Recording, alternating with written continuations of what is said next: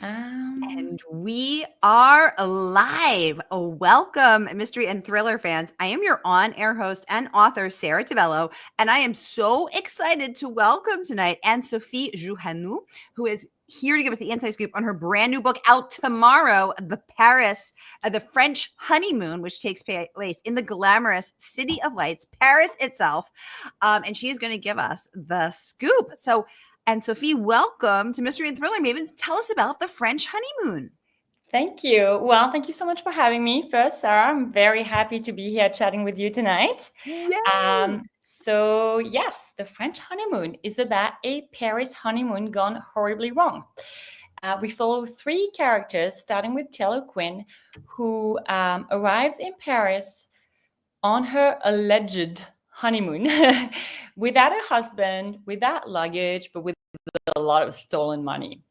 And on the other side of Paris, we have this very glamorous newlyweds, Cassie and Olivier, who have the picture perfect honeymoon in this gorgeous suite.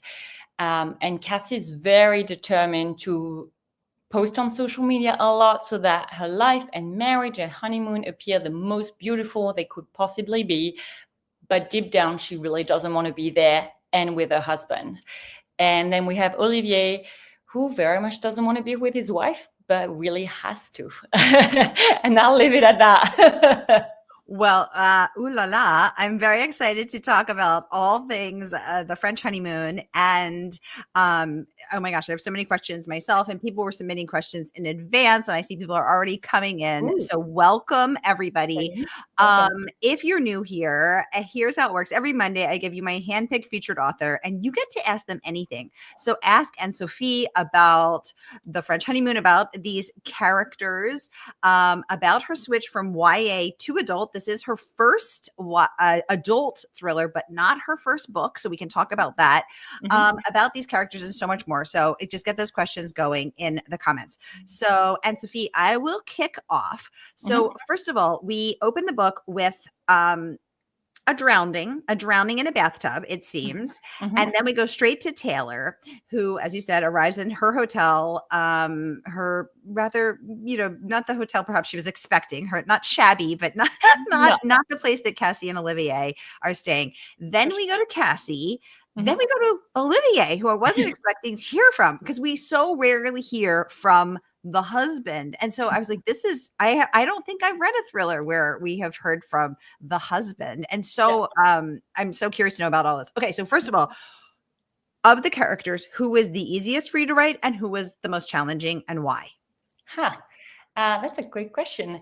So I would say Taylor was always, I wanted to give the characters equal screen time, paper time, whatever you want to call it. And so I did divide the time equally, but to me, this is Taylor's world and the rest of them are living in it a little bit. And this is not a reference to Taylor Swift, by the way. I just heard myself speak. That is also true. But I think for me, she came to me very easily. Her challenges, even though she evolved a lot over time, obviously, but I think there was something very clear to me about this woman who suffered great loss in her life and is on what should be a dream trip that she's wanted so deeply for so long for various reasons we will not share because they're spoilers. But she's there, and it's that push and pull of, I really, really want to be there, and I really don't want to be there in those circumstances. That for me felt very natural. Funny enough, so Olivier was always a POV in the book, but Cassie was not.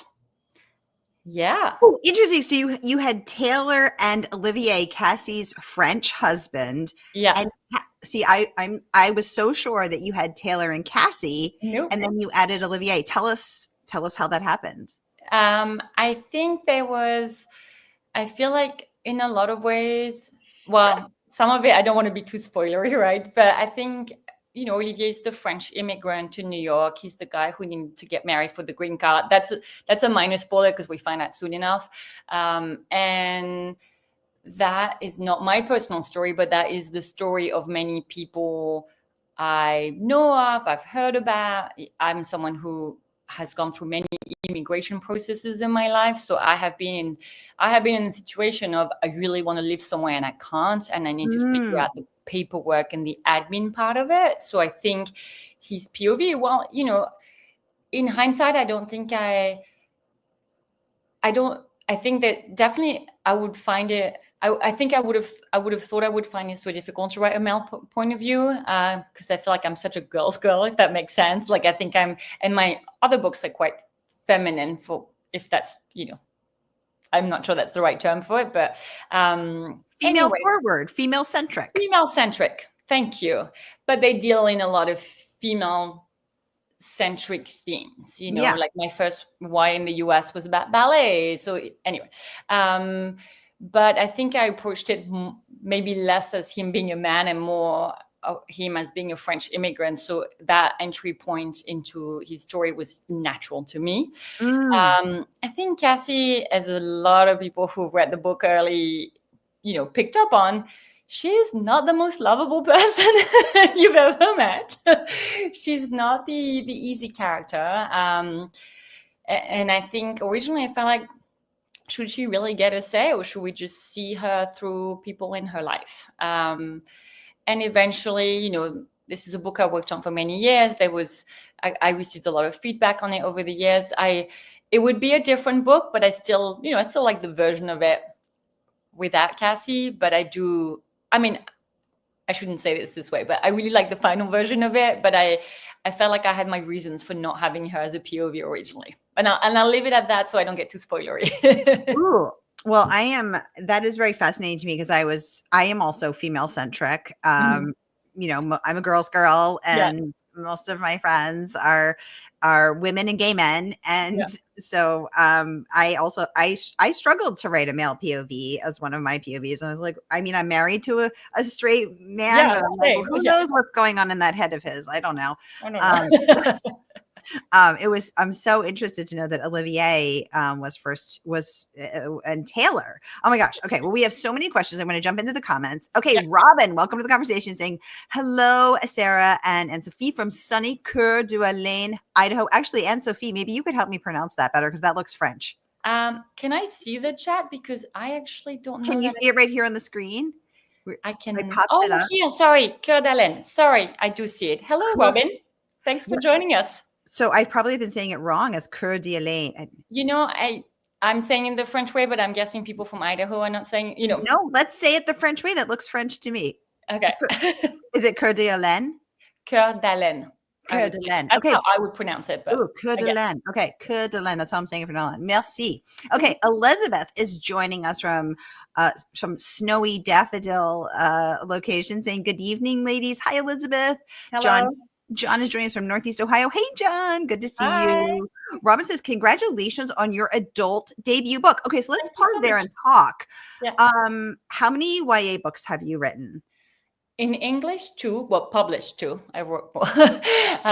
We always have a couple of unpublished manuscripts in the drawer, right? 2 in English before this one, and a lot in French. So 5 novels in French that I published in France. And then I did a lot of nonfiction books for teens. Wow. Okay. So, yeah. So how are you finding it writing your first adult thriller? How was that for you? You know, the thing is, I kind of fell into young adult. I had an opportunity many years ago. An editor approached me about doing a nonfiction guide to fashion for teenage girls, and fashion's a passion of mine. And so that was my angle into it. She contacted me for the fashion aspects. And so in the process, learned a lot about writing for teens, really got into it, wrote multiple books for them, nonfiction books. Then I wrote that 5-book novel series for young adults. And it felt just very comfortable and very natural. And throughout that process, I moved to the US, and that was 2011. And when I realized I really wanted to start writing in English, publishing in the United States with a US publisher, it felt so natural to go to YA. So natural. And so I did that.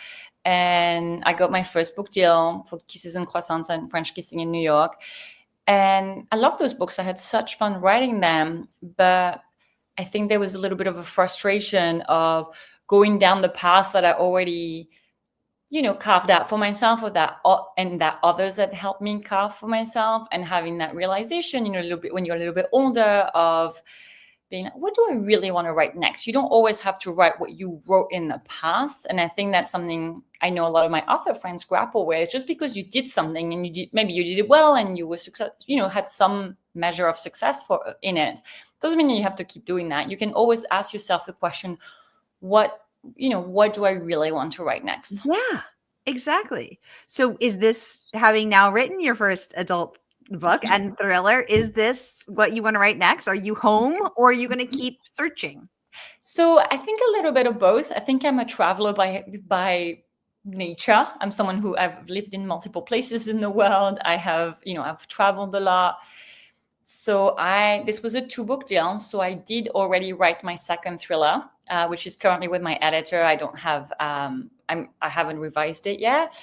And I'm definitely thinking about future thrillers, but I am also equally curious about other genres, other ideas, and still thinking. I feel at home in the adult space for sure, but I also want to follow my inspiration. It's a bit corny, but follow my inspiration and see where it leads me.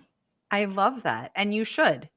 Renee is joining us from Southeast Florida. You're not late. You're just on time. Welcome, Renee. So good to see you here. Renee is saying, so nice to meet you, Anne-Sophie. And thank you for saying that, Renee, because when I started this 5 years ago, my goal is to connect readers to their favorite authors and introduce them to their next favorite authors. So here we go. Connecting. You're doing that very well, clearly. Yay. Robin is saying that is a beautiful pronunciation of Coeur d'Alene. Coeur d'Alene. Thank you. Yes, that French accent is working well for all of us.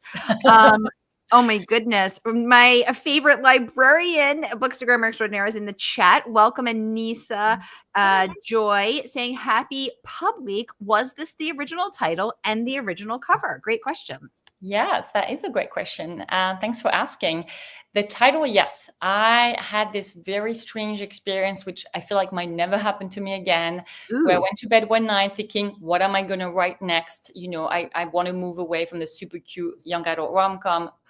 And I had lots of dreams, lots of weird thoughts, didn't sleep at all that night. And I woke up in the morning and I thought, twisted romance, forbidden love, honeymoon gone wrong. It's called The French Honeymoon. And it was I know it sounds crazy to say like that, crazy. But I literally woke up the next day. I was like, and it's going to be called The French Honeymoon.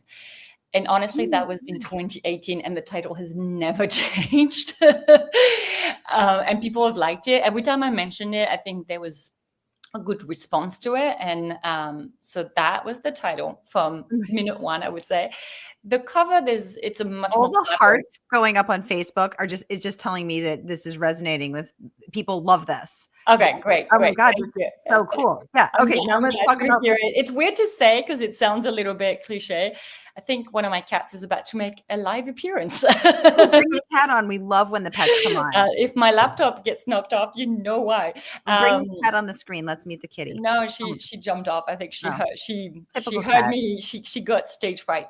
Renee is saying that's so wonderful. Robin's saying wonderful, crazy. Yeah, that is a wonderful, crazy. I mean, you should go to bed and say, what should I write next? And also, I know. Trust me, I wish this would happen to me again. Start manifesting all sorts of things. Oh my goodness. Oh my God, I love that. The cover is a much more collaborative process.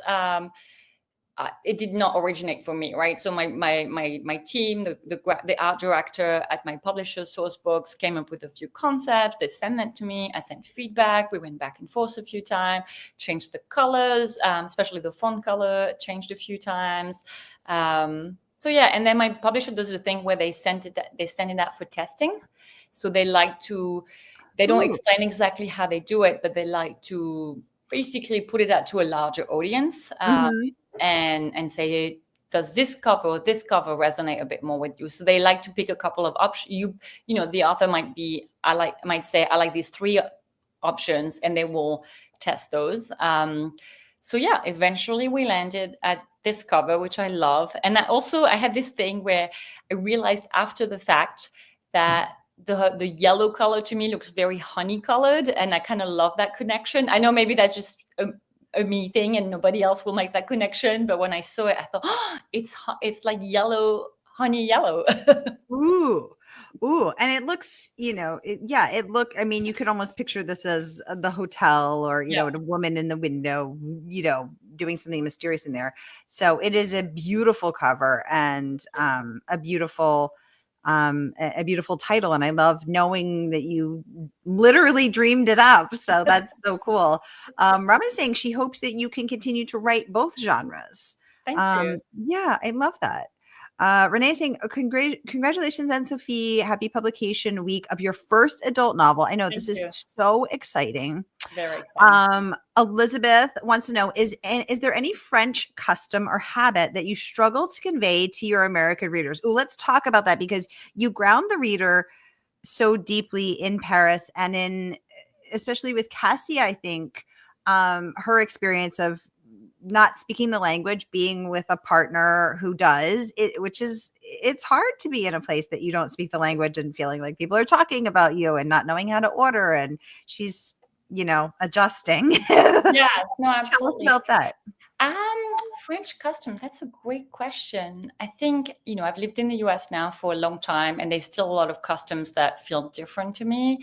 I think from the themes of the book, there was one that I thought that I like to think about a lot, which is it's very accepted in the US that people who are in relationships want to get married. I mean, I'm generalizing, right? But I think there's a lot of talk around when will he propose and, all of that. I think in France, it is way more common for couples to be domestic partners, even have children, buy a house or whatever, and not get married, because there's a bit of a view that it's a bit old school and old fashioned, and that who needs the paperwork, So, so the thing that happens in the book, and again, I don't want to spoil it, but Cassie and Olivier end up having this tiny little city hall wedding. And later on, they have the bigger wedding. And that's a fairly common thing in France as well. It's not a custom. It's more of a admin thing, I would say. You have to legally be married at City Hall, which is open from, 8 to 5 on weekdays. And you can't legally be married outside of a city hall in France. So there's no hiring an officiant to get married in a park, for example. Therefore, a lot of people end up having that tiny little civil ceremony first, and then maybe later they'll have a more either a religious ceremony or something agnostic somewhere else. But that is fairly common in France, and I haven't seen that as much in the US. I feel like people just have the whole thing together. Again, no, I mean, it is a custom around marriage, around weddings. I don't know if, that's a great question. I may have to think on this some more. If something comes up, I will, something else comes up, I will think in the background, I think. I love that. Robin, oh my gosh, what a lovely and thoughtful question. And Sophie, tell us how to say your name. It is Jouhanneau. Jouhanneau. Yeah, that's very close. Yeah, that's it.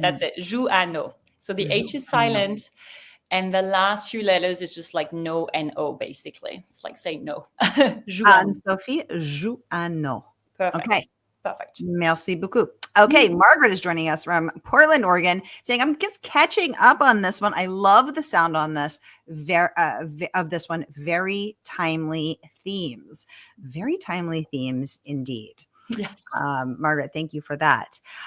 You guys, this book is not even out yet. Anne-Sophie is joining us tonight, the night before the book comes out, to give us the exclusive inside scoop, and we can order it from our favorite woman-owned independent bookstore, that is Murder by the Book. So here's the link, whether you're watching with us on YouTube or Facebook or Instagram.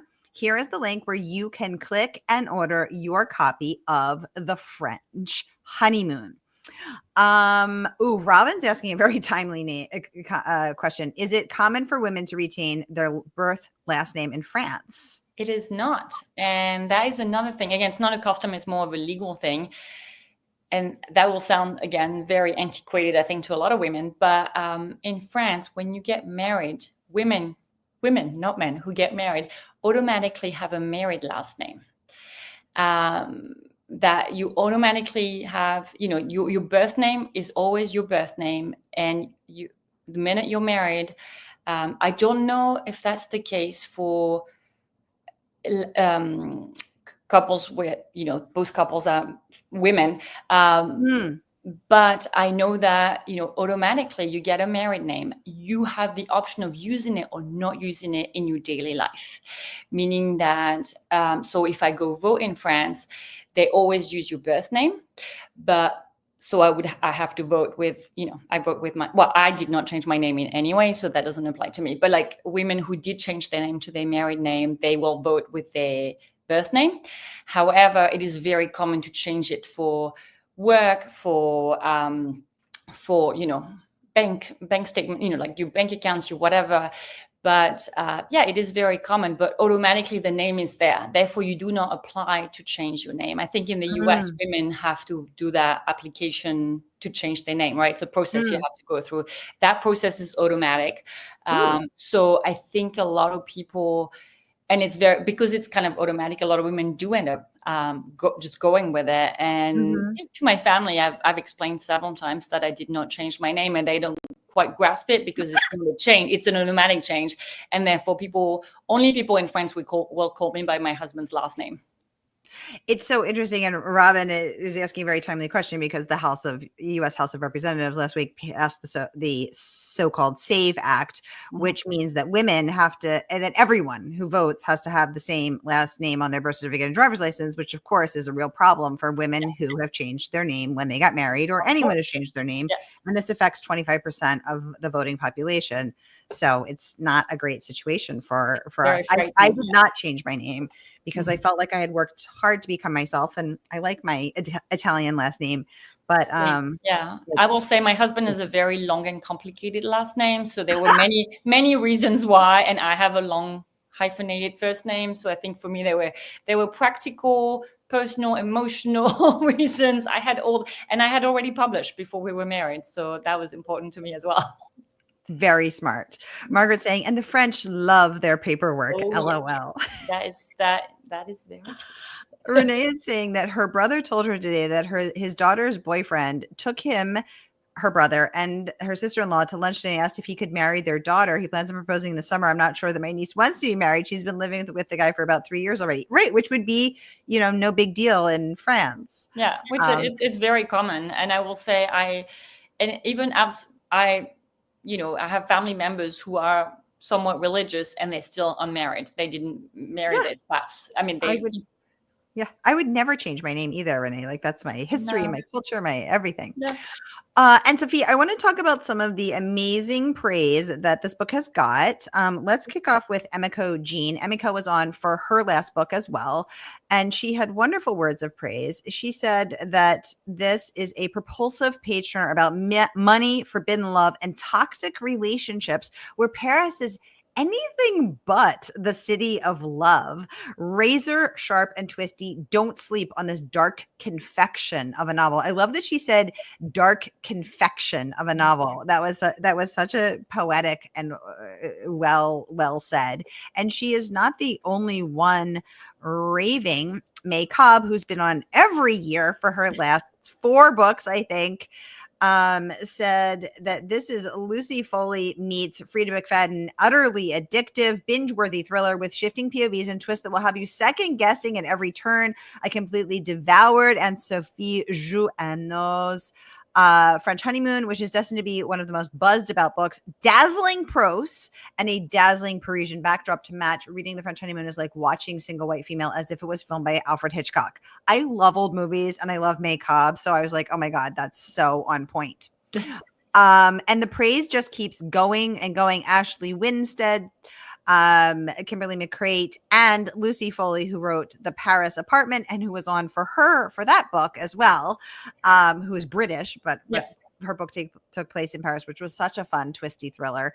She also was raving about the book. So I'm putting all of these in the comments so we can peruse them at our own pace. Renee wants to know, how are you going to celebrate? Oh my gosh. I feel like it should involve croissants and champagne and something fabulous. Tell us. Yes, I will say I celebrate with croissants almost every single day, as is my culture. So that's done. That's taken care of. I actually have a launch event. The big celebration, I guess, will be my launch event on Wednesday. It's at Barnes & Noble Upper West Side at 7 p.m. And I'll be in conversation with Greg Wands, who I think you may know as well. And then, this will kick off a lovely evening, I am sure. So if you're in New York, please join us. Barnes & Noble Upper West Side at 7 p.m. on Wednesday. And for those who are not in New York, good news, Murder by the Book can ship. So no matter where you are worldwide, just submit your order here and popping up the link again. And the good folks at Murder by the Book will ship it out first thing tomorrow morning. Margaret, love this question. What is your favorite bookstore in France? Oh my Was it God. the celebrated Shakespeare & Co? Is it? That Shakespeare & Co is beautiful. I will not remember the town, but I was in the south of France a few years ago, and I went to this really impressive used bookstore, I guess. So maybe not the best example, but and it was, one of these places when it's almost like cave-like. It's just book after book after book. It's like there's books on the ceiling, on every shelf, on every corner, and it's kind of a destination. And I'm really sorry that I don't remember the town, but anyway, I remember us, really visiting the town a little bit for that place, and it delivered. What did you love about it so much? The cave-like? Yeah, I think I'm just in my own home. I do like a little bit of order, but I think when it comes to books, I think the more the merrier, and piles and piles and piles. All right, Sasha, come and join. Come and join. I know. All right. Sorry, she's just off screen. There might be a tail. That's very cat-like. Yeah, she's. But there might be a tail just popping in. You have been warned twice now. Yes, I think it just the endless amounts of books and just the very joyous chaos of, it's sorted by genre, but there's a little bit of everything everywhere, and people will go and rummage through the piles for hours on end. I love that. It sounds like the Upper West Sider on the Upper West Side, that, that used bookstore. It just exactly like that. It's just chaos, but it's so fabulous. You can find such treasures. Yes. We have Leslie joining us from Canada saying, hello, ladies. I cannot wait to read this book. What was your childhood book influence? Great question. That is a great question. Hello. I don't have great memories of my favorites as a young child, but I do remember reading the first book I remember reading over and over again, to the point where the pages, fell off the cover, was, by a French author, by Émile Zola. It's a 19th century, very famous in France author, wrote many books, and he wrote a book called, in English it's called The Lady's Paradise, and it's about the birth of department stores in France, and the conflict between small boutiques at the time and department stores. And it's a love story against the backdrop of fashion, and it's very dramatic, and lots of beautiful dresses, and romantic and poignant, and all of the things. And I read that book. I think I read it through every French class I had in my last year of middle school. That's what I was doing. Renee is saying, wow. Yes. Leslie saying, it sounds so lovely. It's Margaret amazing. saying, I soldiered through L'Argent by Zola. I think Lady's Paradise may be more my style. Yeah, Lady's Paradise sounds fabulous. It's great. Oh my goodness.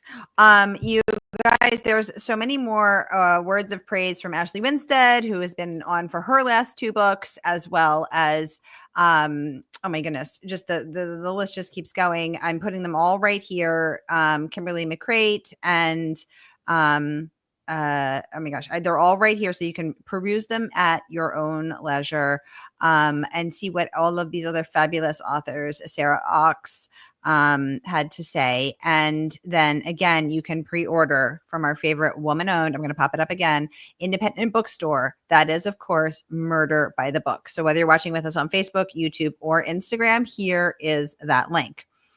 We are out of time. Time flies when you're having this much fun, but I want to thank you all for spending Mystery Monday with me. Thank you for all of your comments and questions. And thank you for everyone who's all the curious lurkers. I see you too. So shout out to Denise, Jamaro, Olga, oh my gosh, Mary, Barbara, Christy, Patricia, Marianne, oh my goodness, I can't get to everyone. Patty, Anissa, I already said that. Jerry, Lynn, Christy with a C, Christy with a K, Patrick, Linda, Patricia, Lynn G, Lynn M.